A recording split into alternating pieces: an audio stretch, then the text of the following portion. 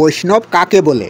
এই কথা শ্রী চৈতন্য মহাপ্রভু তার চৈতন্য লীলায় বলেছিলেন। যখন চৈতন্য মহাপ্রভু তার পার্শ্বদবৃন্দ কুলিন গ্রামে হরিনাম প্রচার করছিলেন, তখন সেই গ্রামের একজন সাধারণ ব্যক্তি শ্রীল চৈতন্য মহাপ্রভুকে প্রশ্ন করেছিলেন, হে প্রভু, বৈষ্ণব কাকে বলে, কেমনি বৈষ্ণব চিনব? তখন চৈতন্য মহাপ্রভু সেই ব্যক্তির প্রশ্নের উত্তরে বললেন, যার মুখে একবার শুদ্ধ হরিনাম শুনবে তাকেই বৈষ্ণব বলে জানবে। এবং শ্রীল ভক্তিচারু মহারাজ এই বিষয়ে আরো বিশদ করে ব্যাখ্যা করে বললেন, নামের 3টি স্তর আছে। প্রথম স্তর নাম অপরাধ স্তর, দ্বিতীয় নাম অবাস স্তর, তৃতীয় শুদ্ধা নাম স্তর। এতে বলা হয়েছে নাম অক্ষর বাহিরায় নাম কবু নয়, অর্থাৎ শুধু নাম অক্ষরটাই বের হচ্ছে কিন্তু নাম হচ্ছে না।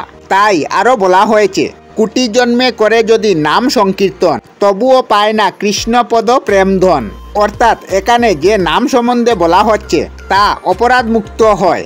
নাম অবান্তর অবিচক্রম করে শুধু নামের কথা বলা হয়েছে। শ্রীল ভক্তিচারু স্বামীজি মহারাজ তিনি আরও বললেন বৈষ্ণবের 3টি স্তর সম্বন্ধে। 1. যার মুখে একবার শুদ্ধভাবে হরিনাম শোনা যায় তিনি হচ্ছেন বৈষ্ণব। 2. যার মুখে শুদ্ধভাবে নিরন্তর হরিনাম শোনা যায় তিনি হচ্ছেন মধ্যম বৈষ্ণব। এবং 3. যাকে দেখলে বা দর্শনেই মুখে হরিনাম আসে তিনি হচ্ছেন উত্তম বৈষ্ণব। এই হচ্ছে বৈষ্ণবের 3টি স্তর। আমরা সকলেই নাম অপরাধ স্তর মুক্ত হয়ে নাম আবার স্তর অতিক্রম করে শুধু হরিনাম করতে হবে এবং আগে এমনিকে নাম দিতে জানতে বা শিখতে হবে।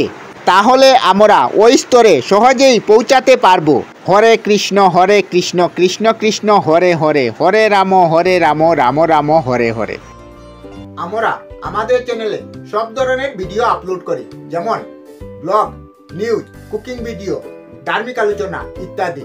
যদি আপনারা এই ধরনের ভিডিও দেখতে পছন্দ করেন তাহলে এই চ্যানেলটি নিশ্চয়ই সাবস্ক্রাইব করবেন।